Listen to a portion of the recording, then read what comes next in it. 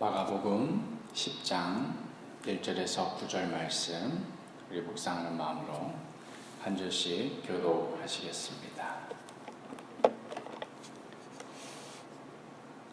예수께서 거기서 떠나 유대 지경과 요단강 건너편으로 가시니 무리가 다시 모여들거늘 예수께서 다시 전례대로 가르치시더니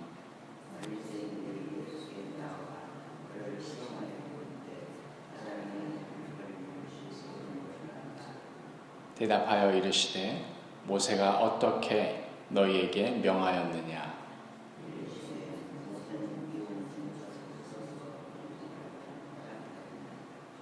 예수께서 그들에게 이르시되 너희 마음이 완악함으로 말미암아 이 명령을 기록하였거니와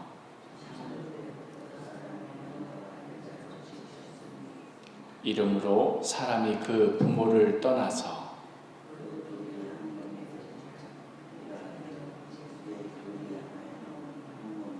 함께 읽겠습니다. 그러므로 하나님이 짝지어 주신 것을 사람이 나누지 못할지니라 하시더라. 아멘. 오늘의 이 말씀 혹시 묵상하시겠습니다.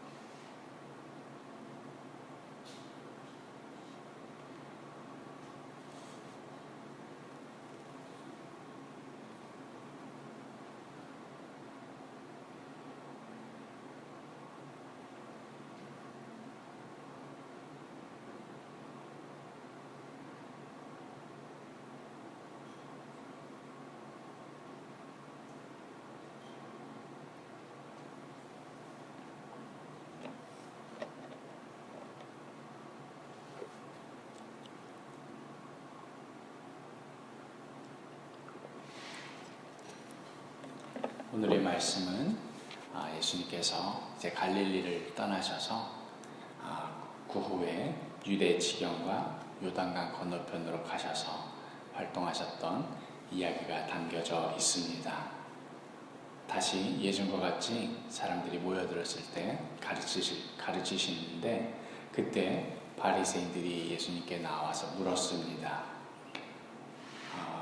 그냥 물어본 것 아니고요. 시험하면서 물었는데 사람이 아내를 버리는 것이 옳으니까? 라고 물은 것입니다. 사람이 아내를 버리는 것 옳은 것입니까?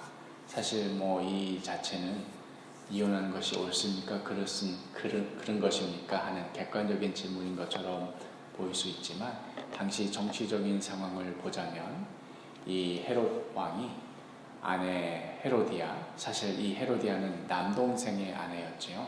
그런데 이 헤로디아가 자기가 남편을 이혼시켜버리고 그리고 나서 헤롯 왕과 새로 결혼한 것을 두고 사람들이 두고두고 이야기하던 그런 상황 가운데 있었던 질문입니다. 다른 말로 하자면 이면에 깔린 질문은 헤로디아의 이 행동이 옳습니까? 이렇게 해서라도 이혼하는 것이 옳습니까? 하는 그러한 질문이었습니다. 여기에 대해서 이혼하는 것이 옳다 하면 그럼 헤로디아가 잘했다는 뜻입니까? 그렇다면 그것을 비판한 세례 요한을 지금 반대하는 것입니까? 하는 입장에 처할 수 있고요. 또 반대 입장에서 이혼하는 것은 옳지 않다라고 말했을 경우에 그럼 모세의 율법을 어기자는 말입니까? 라는 비난에 처해 줄 수 있는 그러한 시험이었습니다. 첫 번째 질문입니다.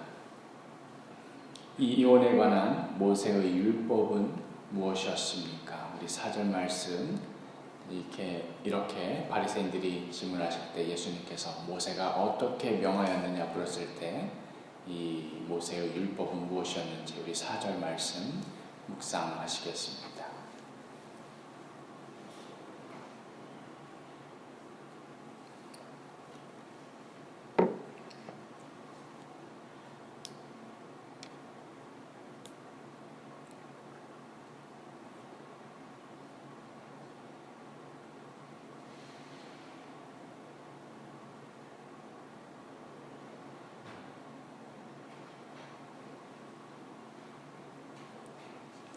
이 4절 말씀 함께 읽겠습니다.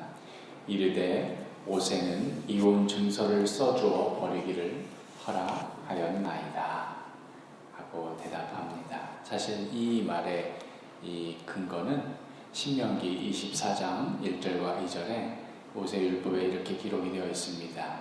사람이 아내를 맞이하여 데려온 후에 그에게 수치되는 일이 있음을 발견하고 그를 기뻐하지 아니하면 이혼 증서를 써서 그의 손에 주고 그를 자기 집에서 내보낼 것이요 그 여자는 그의 집에서 나가서 다른 사람의 아내가 되려니와 하면서, 사실 이 율법의 이 핵심은 이 아내를 버릴 수 있다라는 것이 아니고, 그 고대 사회에서 자기가 마음대로 결혼하고 이제 또 다른 여자가 생겼을 때에, 다른 여자에게 가고 싶었을 때에 이 여자를 그냥 버린 채로 아무것도 할 수 없게 만들어 놓은 채로 또 새 장가 가고, 그렇다면 이 여자는 결혼한 상태도 아니고 또 결혼했다고도 할 수 없는 그런 불행한 상태에 빠지게 됩니다. 그럴 경우에는 이 여자에게 이혼 증서를 써주어서 다시 이 여자도 결혼할 수 있게 해 주어야 된다. 이 여자를 함부로 버려서는 안 된다 하는 의미로 말해준 것이었습니다. 그러나 이 율법의 핵심을 놓쳐버린 채 이 당시 바리새인들이 주목하였던 지점은 그에게 수치되는 일이 있음을 발견하면 버릴 수 있다. 그렇다면 수치되는 일이 무엇인가 해서 무슨 간음을 하였다, 무슨 성격적인 결함이 있다, 뭐 이런 정도가 아니라, 예를 들면 밥을 태웠다, 나에게 얼굴을 찡그렸다, 이런 식으로 정말 말도 안 되는 작은 사소한 결함이라도 발견되면 얼마든지 그 안에 버릴 수 있다, 이렇게 해석함으로써 마치 마음대로 여자를 버릴 수 있는 것처럼 그렇게 해석하고 적용하고, 또 이 율법에 따라서 여인들은 말할 수 없는 고통 가운데 살던 그런 상황이었습니다. 게다가 이 말씀의 끄트머리, 이 신명기 24장에 이어지는 이 말씀의 핵심은 뭐냐면, 그렇게 한 후에, 그렇게 여자를 버린 후에 다시 이 자기가 새로 들인 여자도 보내고 이 자기가 내보낸 이 여자도 새 장가 든 후에, 새 장가가 아니죠, 새롭게 결혼한 후에 다시 그 남편이 죽어서 또 결혼할 수 있는 상태가 되었을 때에 다시 그 여자를 맞이하지 말아라. 그렇게 되면 이것은 하나님 앞에 가증한 것이 될 것이다. 다른 말로 하자면 쉽게 함부로 이 여자 버렸다가 나중에 생각나면 다시 취하거나 이렇게 하지 말아라 하는 것이 핵심이었습니다. 그런데 이 말씀이 변하여서 수치되는 일, 심지어 밥을 태우는 일, 이런 작은 것만 발견된다 하더라도 버릴 수 있다. 이것이 율법이다. 이것이 하나님의 뜻이다. 이렇게 받아들였던 것이지요. 그래서 예수님이 말씀하시는 겁니다. 이와 같은 율법을 주신 이유는 무엇이었습니까? 우리 5절 말씀 묵상하시겠습니다.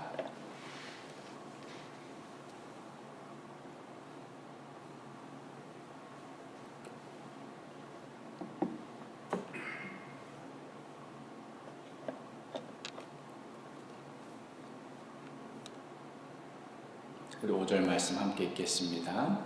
예수께서 그들에게 이르시되 너희 마음이 완악함으로 말미암아 이 명령을 기록하였거니와.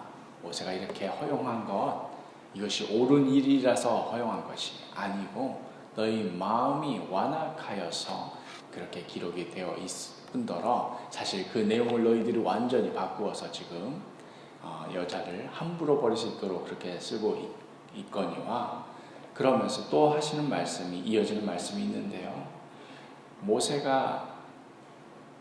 오경 5번째 책인 신명기만 기록한 것 아니지요. 모세의 첫 번째 책 창세기도 기록하였습니다. 창세기에 뭐라고 나와 있느냐 하면서 6절부터 해서 8절까지 창세기의 말씀에 나온 것들을 인용하여서 예수님께서 말씀하십니다. 세 번째 질문, 남자와 여자가 한 몸이 된 것은 누가 짝지어 주셨기 때문입니까? 우리 8절, 9절 잠시 묵상하시겠습니다.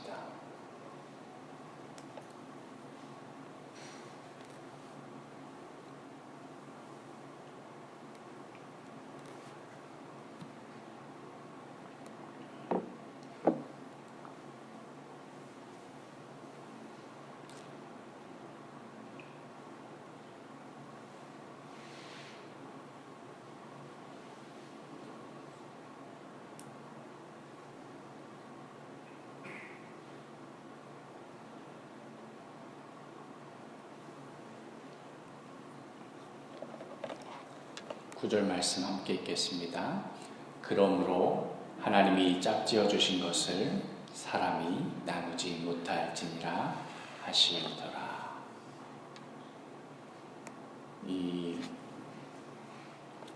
예수님께서 인용한 이 말씀 7절과 8절, 사람이 그 부모를 떠나서 그들이 한 몸이 될지니라. 이러한즉 이제 둘이 아니요 한 몸이다 하는 이 말씀은 창세기 2장 24절에 있는 말씀입니다. 하나님께서 모든 것을 창조하신 후에 이제 아담과 하와를 만드시면서 최후의 마지막 하나님의 창조물이 무엇인가 하면 바로 결혼입니다. 눈에 보이는 피조물은 아니지만 남자와 여자가 한 몸이 되는 이 결혼을 하나님께서 최후로 만드신 거룩한 연합, 그 둘 사이에 그 무엇도 끼어들 수 없는 이 결혼을 창조하신 것입니다.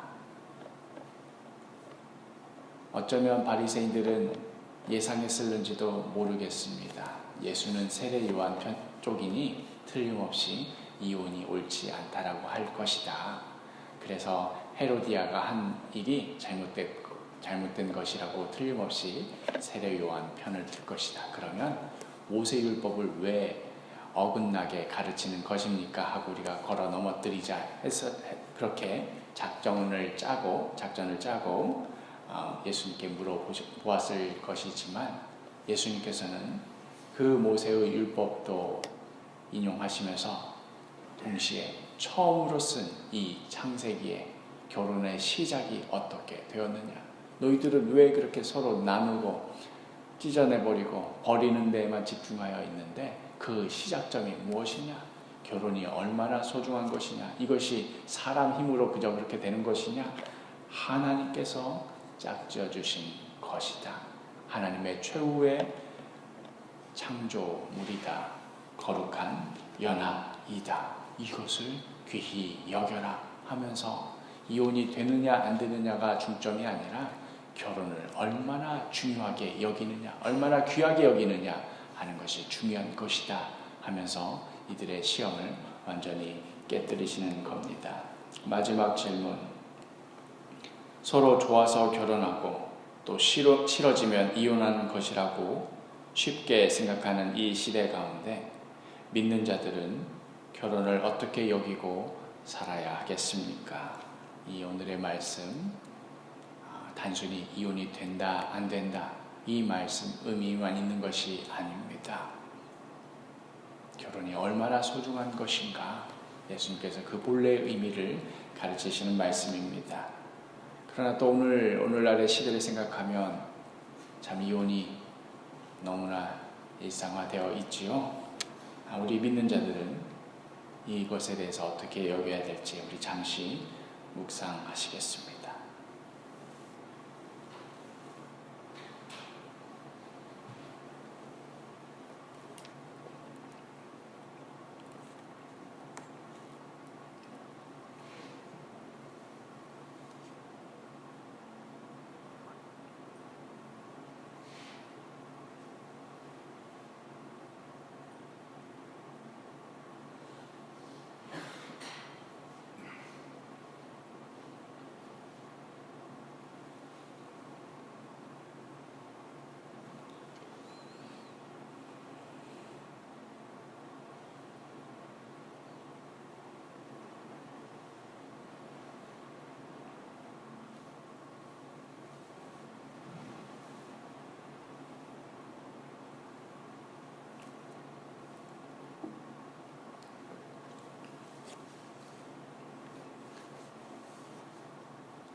이따금씩 올라오는 연예인들 기사를 보면 결혼한 지 얼마나 됐다고 또 금세 이혼했구나 하는 그런 기사들도 보이지만 사실 그렇게 쉽게 이혼하는 사람 없습니다.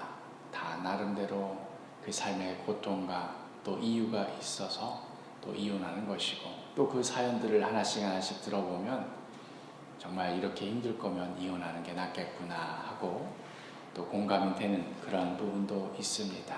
그러나 그럼에도 오늘 말씀은 크게 두 가지로 나누어서 생각해 볼 수 있습니다. 내가 행복하기 위하여서, 내가 만족하기 위하여서, 나의 성취를 위하여서 결혼하고 그게 안 되면 이혼할 것인가?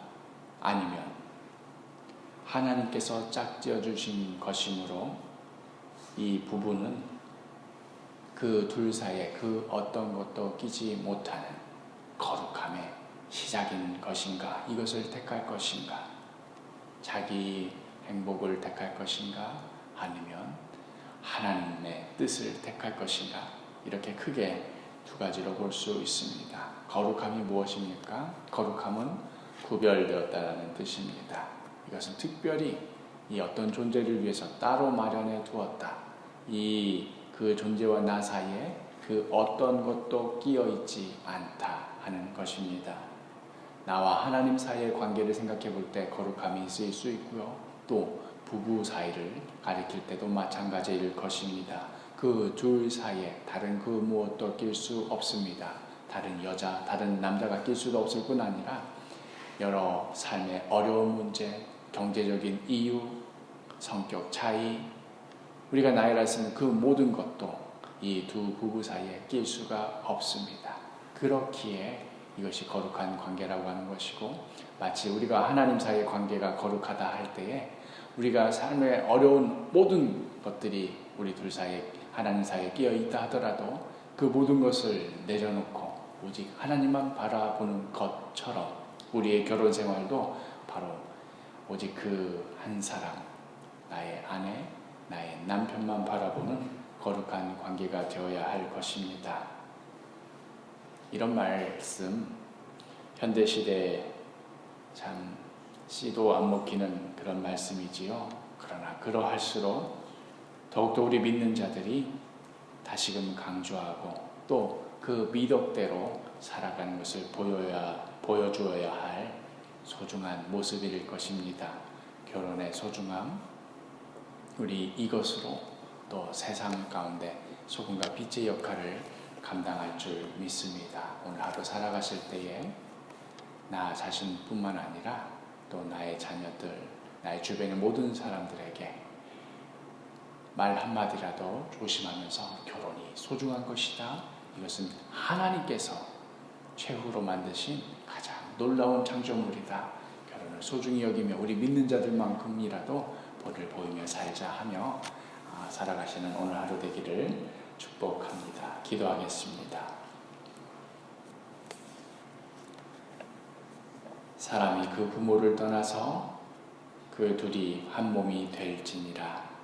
이러한즉 이제 둘이 아니요 한 몸이니 그러므로 하나님이 짝지어 주신 것을 사람이 나누지 못할지니라. 주님, 이 예수님의 말씀대로 여러 가지 이유가 있고 상황이 있고 충분히 호소할 것들이 있다 할지라도 하나님께서 짝지어 주신 이 결혼을 소중히 여기는, 이 가정을 소중히 갖고 나가는 우리 믿는 자들 되게 하여 주옵소서. 예수 그리스도의 이름으로 기도합니다. 아멘.